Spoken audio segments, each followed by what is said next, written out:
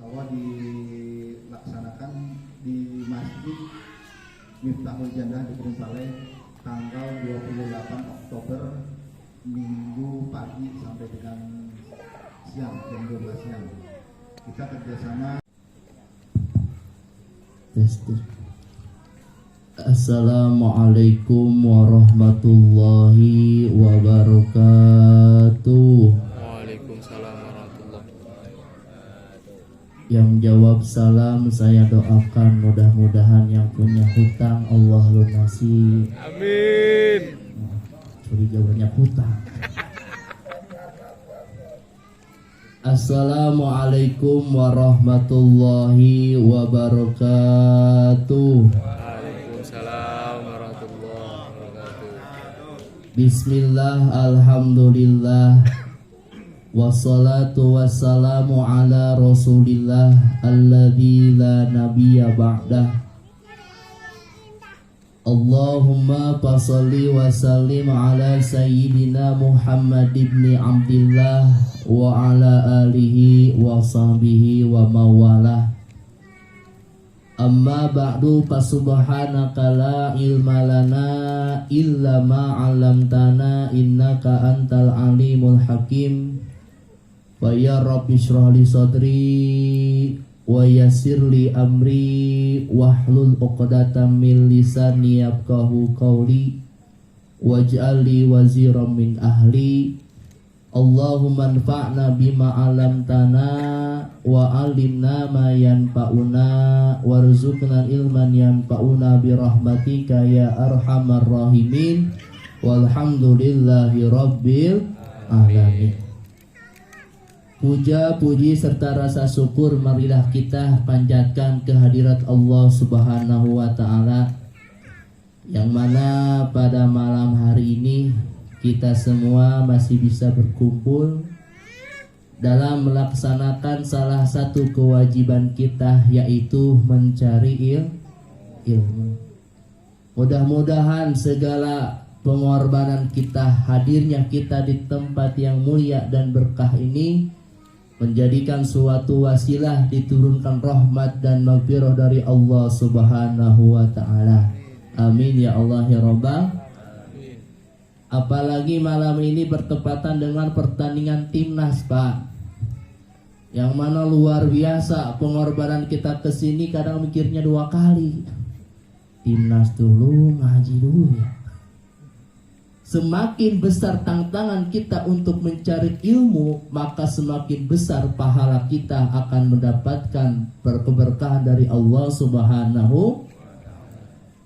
Bapak pada hari ini, ibu pada hari ini sibuk mengurus untuk persiapan thalabul ilmi, yang mana pada malam hari ini dengan banyak agenda, banyak kegiatan, tetapi ibu bapak memaksakan hadir pada tempat ini. Insya Allah pahalanya juga akan lebih besar. Semakin besar tantangan ya dalam mencari ilmu, dalam melaksanakan kebaikan, maka semakin besar pahala yang akan kita dapat. Makanya dalam agama Islam, Pak, kita memiliki kewajiban yaitu sholat 5 waktu. Yang mana dari sholat 5 waktu itu ada sholat yang pahalanya paling besar di antara 5 waktu itu, yaitu sholat subuh ya. Karena apa? Karena sholat subuh itu ya tantangannya juga lebih besar ya. Makanya dalam suatu keterangan dikatakan bahwa kalau manusia mengetahui apa yang ada keberkahan di dalam sholat subuh, niscaya manusia akan datang berbondong-bondong melaksanakan sholat subuh meskipun dia lumpuh. Bayangkan ya, seberapa besarnya pahala ibadah subuh, sampai-sampai dalam hadis dikatakan manusia akan berbondong-bondong ke masjid meskipun dalam keadaan lumpuh. Boro-boro lumpuh ya. Kata Pak RT sama Pak DKM, siapapun yang berjamaah subuh ini akan dikasih pajero. Kira-kira ini Masjid Miftahul Jannah besok pada penuh gak, Bang? Penuh. Kalau Pak DKM sama Pak RT menjanjikan kalau sholat subuh besok secara berjamaah akan dikasih Pajero. Itu baru yang bersifat materi, ya. Nah, pada malam hari ini kita sama-sama akan melaksanakan kajian kita, yaitu tentang meneladani sifat Rasulullah Sallallahu Alaihi Wasallam. Kalau kita bahas malam ini gak akan beres, Bu. Kenapa? Karena amalan-amalan implementasi akhlak Rasulullah itu tidak ada habisnya. Sering kita katakan bahwa ada dalam suatu riwayat, ya, man ahya sunnati faqad ahabbani wa man ahabbani kana ma'i fil jannah. Setidaknya ada satu hadis yang mengatakan barang siapa yang mau masuk surga, Pak, oh ya, anak kecil juga mau masuk surga ya. Kira-kira kita kalau ditanya mau masuk surga, mau masuk neraka, Pak? Surga. Ya, kita mau masuk surga. Apa tiketnya? Kata Rasul, man ahya sunnati faqad ahabbani. Barang siapa yang menghidupkan sunnahku, maka sungguh dia telah mencintaiku. Kata Rasul. Wa man ahabba sunnati, ya, kana ma'i fil jannah. Barang siapa yang senantiasa mengikuti sunnahku, maka orang tersebut wajib baginya masuk surga. Kalau dia melaksanakan apa yang diperintahkan oleh Rasulullah Sallallahu Alaihi Wasallam. Kita pengen masuk surga, tetapi amaliyah Rasul kita tinggalkan. Atau surganya surga belebah mana, Bu? Ya. Makanya apa yang dimaksud dengan sunnah, Bu, Pak? Sebagian hadis dikatakan bahwa yang dinamakan dengan sunnah itu, ya, wa huwa ma udifa ila Rasulillah sallallahu alaihi wasallam min fi'lin au qaulin au takririn. Bahwa yang dinamakan dengan sunnah itu adalah sesuatu yang disandarkan kepada Nabi. Dari apa? Min fi'lin, dari ucapan. Ucapan siapa? Ucapan Rasulullah Sallallahu Alaihi Wasallam. Ketika Rasul, ya, menyampaikan suatu hadis, maka itu adalah sunnah yang harus kita kerjakan. Contoh, dalam hadis dikatakan apa?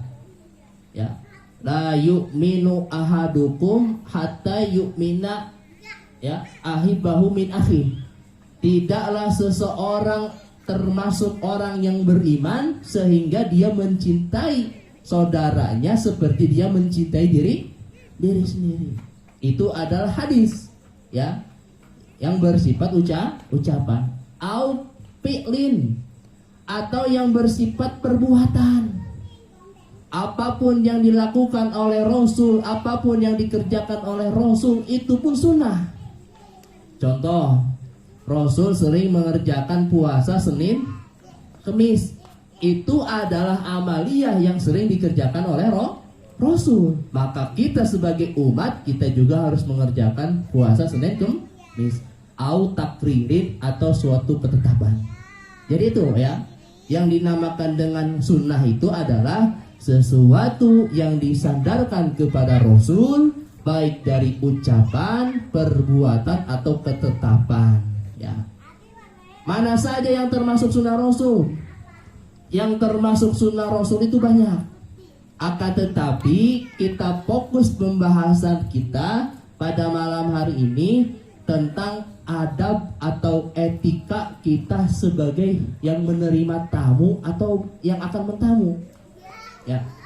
Jadi kita fokus pembahasan kita pada malam hari ini tentang apa? Adab-adaban menerima tamu dan kita jika ingin bertamu, ya.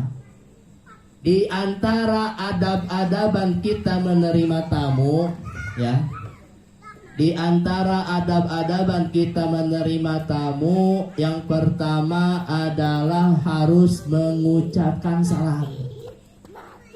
Awas ya, Pak, Bu.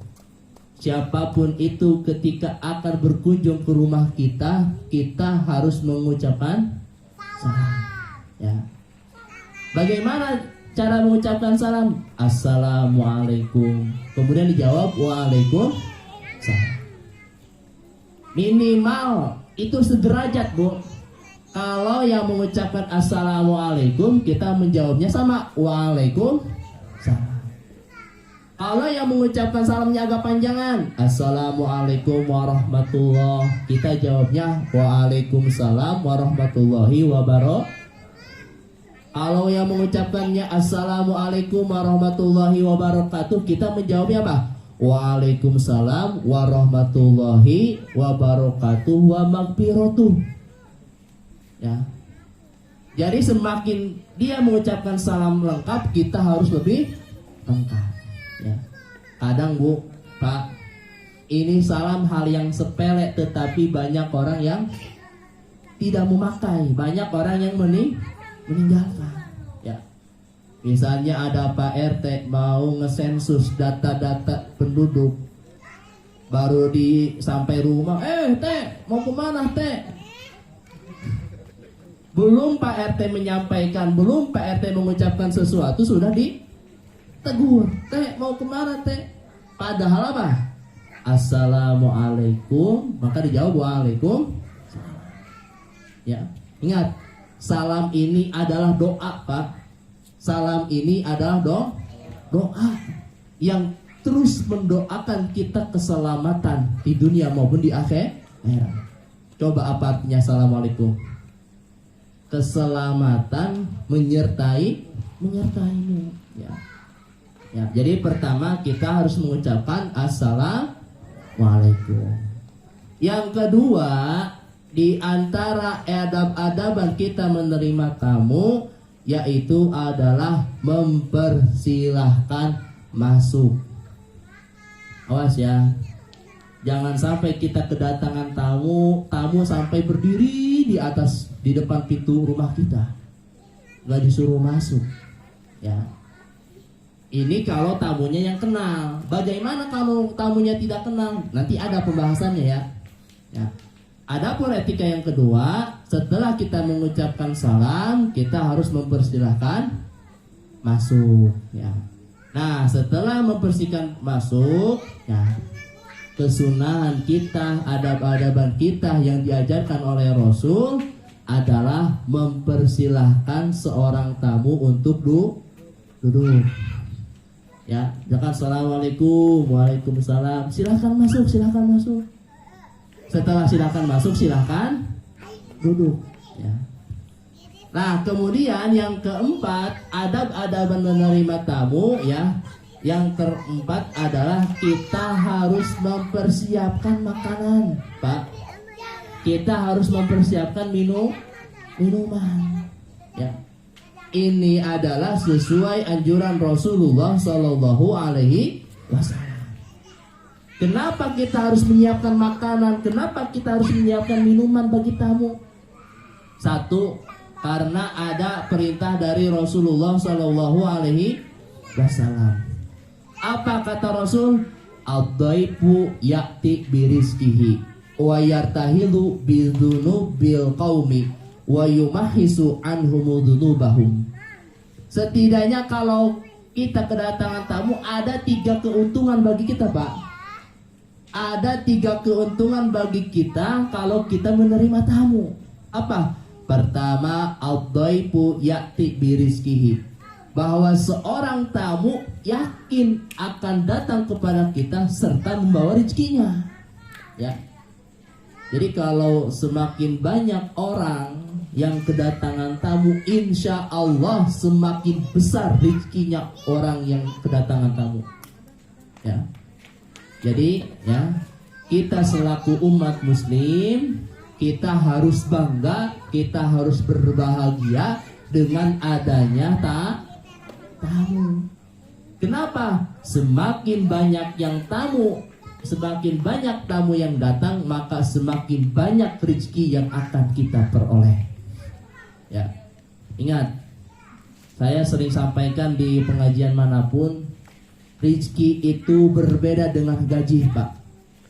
Rezeki itu berbeda dengan honor. Setiap orang pasti memiliki rezeki. tapi tidak setiap orang memiliki gaji. Betul gak? Ada yang kerja di PT memiliki gaji. Ada yang jadi kerjanya di security memiliki gaji. Ada orang yang kerjanya pengusaha memiliki. Tapi ada juga orang yang tidak memiliki gaji tapi rezekinya banyak. Contoh, ya, kalau kita mengacu kepada para kiai, Pak, kita mengacu kepada para ulama, ya, dia punya pekerjaan enggak? Yang pasti tidak. Tetapi dia memiliki rezeki yang banyak. Contoh, ya, yang memiliki rezeki yang banyak itu kalau kita contoh, ya, kita mengambil keberkahan, ya. Contoh Ustadz Adi Hidayat. Ini pada kenalkan Ustadz Adi Hidayat, siapa beliau? Beliau bukan seorang PNS, beliau bukan seorang wirausaha, beliau bukan seorang pejabat, akan tetapi saya jamin Ustadz Adi Hidayat bisa memberangkatkan umroh, bahkan gajinya pun di atas rata-rata. Ya, coba lihat Ustadz Adi Hidayat, ya, bisa memberangkatkan apa? Umroh, bahkan ibadah haji. Orang yang kaya juga belum tentu, ya. Makanya, ya, kita memohon kepada Allah kita untuk diperbanyak rizki kepada Allah Subhanahu wa ta'ala, ya. Jadi manfaat yang kedua bagi orang yang sering kedatangan tamu, yaitu adalah satu, akan memperoleh rizki dari Allah Subhanahu wa ta'ala.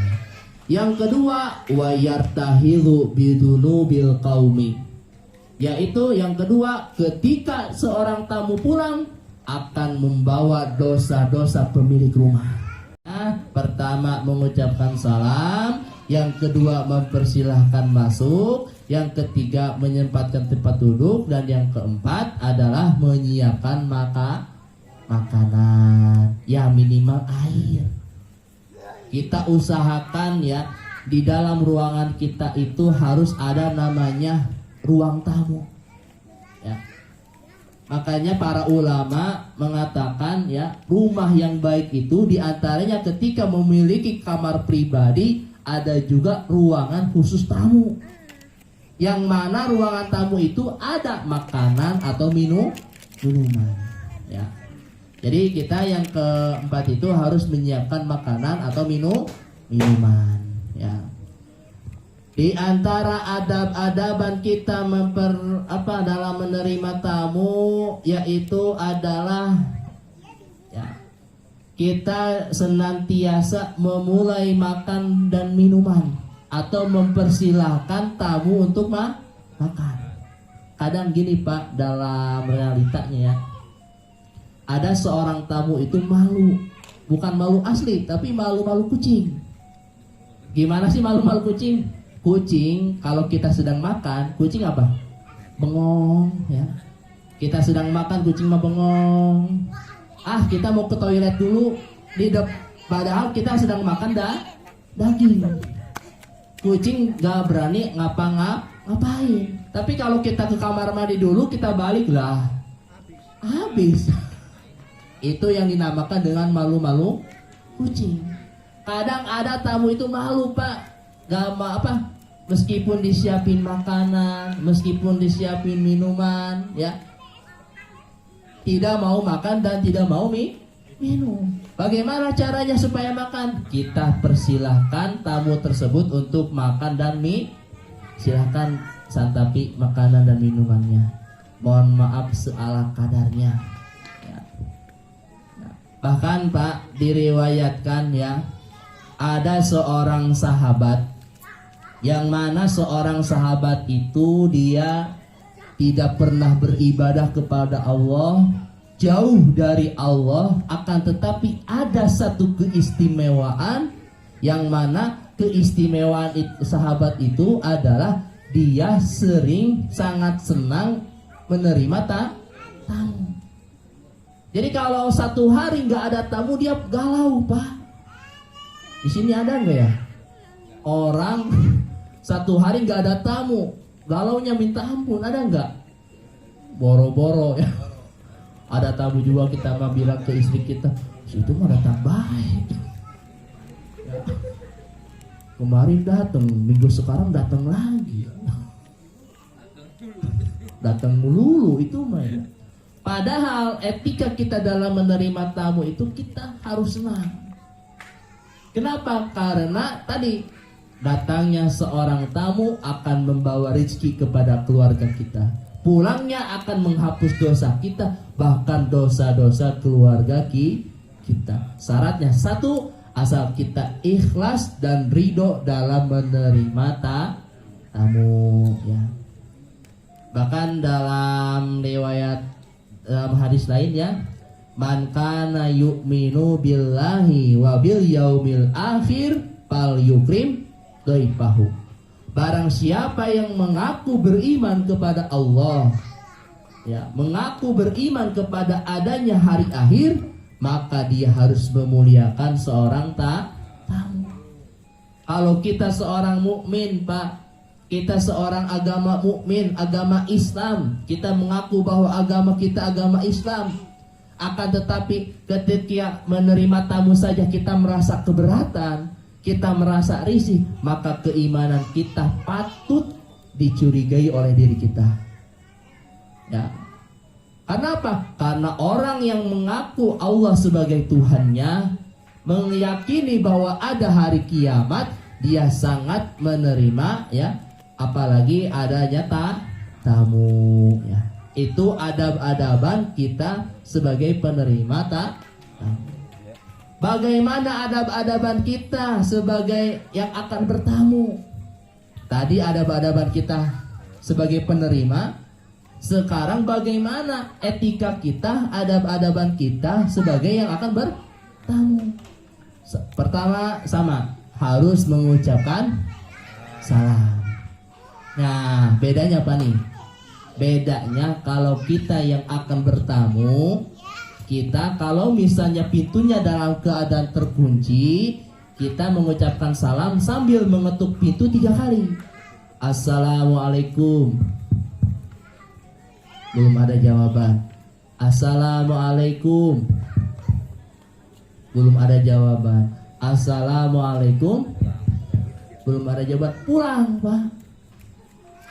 Kalau kita sebagai yang akan bertamu, 3 kali tidak ada jawaban, pulang. Jangan sampai nginep, apalagi bawa tenda. Kata Papa, saya mau silaturahmi ke Pak RT, saya siapin tenda. Mau ngapain? Kalau Pak RT gak ada, saya siapin tenda, mau bakar-bakar. Keterlaluan itu mah ya.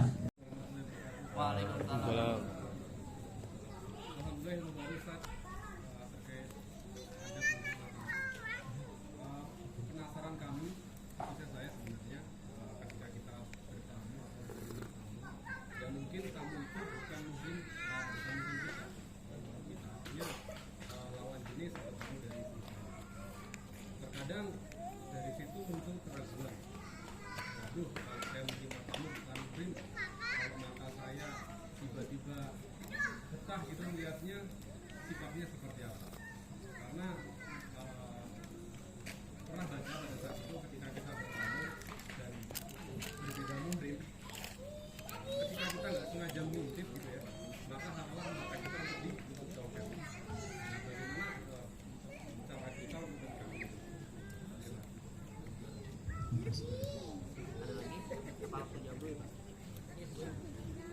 Sambil yang lain mencari pertanyaannya, kita sharing saja ya di sini ya, ngobrol santai ya. Nah, bagaimana adab-adaban kita baik menerima tamu, khususnya di menerima tamu ya, kalau posisinya kayak gitu, yang berbeda muhrim. Ya. Tadi betul ya, karena gini Pak, tamu sekarang dengan tamu zaman dulu itu berbeda. Ya, berbedanya apa? Sekarang itu banyak modus-modus penipuan dan sebagainya. Akan tetapi kita dalam agama Islam tetap harus berhusnudzon, berbaik sangka. Bagaimana dengan kondisi kalau yang tamunya itu berbeda muhrim dengan kita? Misal kita sedang keluar atau istri kita sedang tidak ada, yang menjadi tamunya itu lawan jenis. lebih baik kita ngobrol, jangan dulu dipersilahkan masuk, ngobrol apa adanya. Bapak atau ibu, mohon maaf, takutnya terjadi fitnah atau apapun, saya belum mengizinkan bapak atau ibu tuh masuk.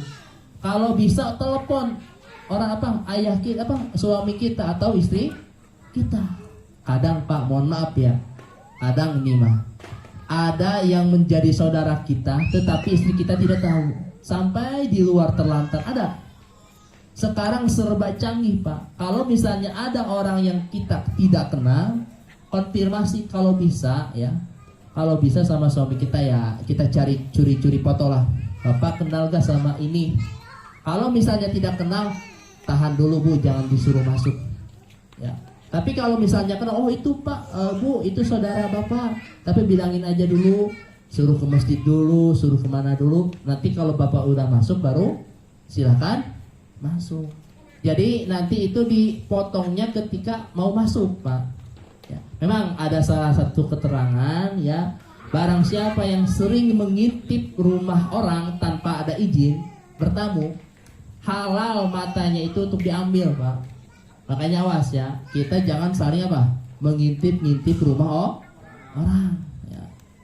Ini ada tamu atau enggak ya, nanti takutnya disebut apa, pencuri ya. Makanya betul ya, bahkan ada sahabat Pak, ada sahabat ya di kalangan Rasul yang mana ya anaknya Rasulullah Sallallahu Alaihi Wasallam, siapa nama anaknya Rasul? Siti Fatimah. Siti Fatimah dalam suatu kesempatan ngobrol sama Rasul, ya Rasul, siapakah orang yang pertama masuk surga? Kata Rasul, yang pertama masuk surga setelah Nabi dan Rasul adalah Fulanah bin Fulanah. Itu Siti Fatimah kaget. Kenapa bukan gua? Ya bahasa kita ya Pak ya. Kenapa yang masuk surga bukan gua, tetapi orang lain? Akhirnya ya, karena Siti Fatimah memiliki husnudon, positive thinking, tentu Rasul mengatakan demikian. Ada satu amalan yang mana amalan itu ya, amalan itu yang tidak dimiliki orang-orang lain. Ditelusuri lah ya, ketemu sama namanya yang telah disebut oleh Rasul. Dia ketuk, Assalamualaikum. Ada yang jawab di dalam, Waalaikumsalam. Kemudian jawab lagi, saya boleh bertamu? Dijawab lagi oleh orang dalam, siapakah yang di luar? Oh, saya adalah Fatimah binti Rasulullah Sallallahu Alaihi Wasallam. Mohon maaf Fatimah, pada hari ini saya belum bisa menerima tamu. Besok lagi ke sini, saya mau izin dulu sama suami saya bahwa saya bisa menerima tamu. Akhirnya pulang Siti Fatimah. Besoknya datang lagi. Tapi hari kedua dia tidak datang sendiri Pak. Dia membawa anak yang bernama Hasan. Assalamualaikum. Waalaikumsalam. Ada orang yang di dalam menjawab, siapakah yang di luar? Saya Fatimah. Oh iya. Ketika mau dibukakan ya, kemudian Siti Fatimah menjawab lagi, Bu, kemarin saya sendiri, sekarang saya kesini sama anak saya, laki-laki yang bernama Hasan. Yang tadinya mau dibuka ditutup lagi. Mohon maaf, saya belum bisa menerima Hasan, karena saya mendapatkan izin dari suami, yaitu Kak Siti Fatimah saya. Besok lagi aja ke sini. Hari ketiga datang, bukan sendiri lagi, bukan sama Hasan lagi, tetapi membawa Husain. Gitu lagi ditolak, dan di hari kelima barulah dia bisa bertemu. Apa kata Siti Fatimah? Inilah amalan yang menjadikan kamu menjadi ahli surganya Allah Subhanahu wa ta'ala. Ingat, kekuasaan seorang istri terletak pada suami, bukan sama orang tua ya. Kalau misalnya sudah ijab kabul, seorang istri ya, tidak ijab kabul sama suami, apapun yang berkaitan dengan tanggung jawab itu wewenang suami ya, bukan wewenang orang tua lagi. Makanya ada istilah apa? ridhonya suami adalah kunci surganya seorang istri. Pak, saya kata orang tua saya suruh ke sana, tapi suami tidak mengizinkan. Mohon maaf, Bu. Pintu kunci kebahagiaan ibu itu ada pada suami. Tapi suami juga jangan mau menang sendiri gitu ya. Nah, jadi itu ya di antara adab-adaban kita dalam menerima tamu. Jadi kalau misalnya tamunya asing, silakan kita boleh menolak, tapi menolak secara halus. Ya, jangan menolak secara kasar. Itu ya Pak, mungkin Pak. Dari jemaah lain dari jam 2 Pak Anies Pak.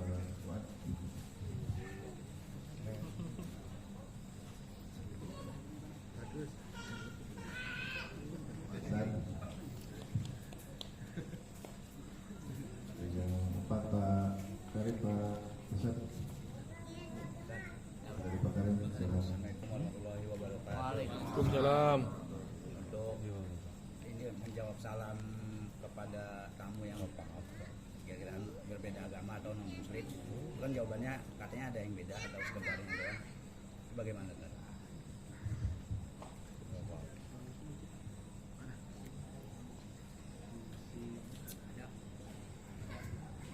Tadi kan dibahas tentang salam ya. Bagaimana kita menjawab kalau ada yang mengucapkan salamnya itu adalah yang berbeda agama dengan kita ya. Ini tentu para ulama berbeda-beda. Yang pada intinya dalam jawabannya itu kalau misalkan ya seorang muslim mengucapkan assalamualaikum, kita cukup menjawab wa'alaika dan bagimu.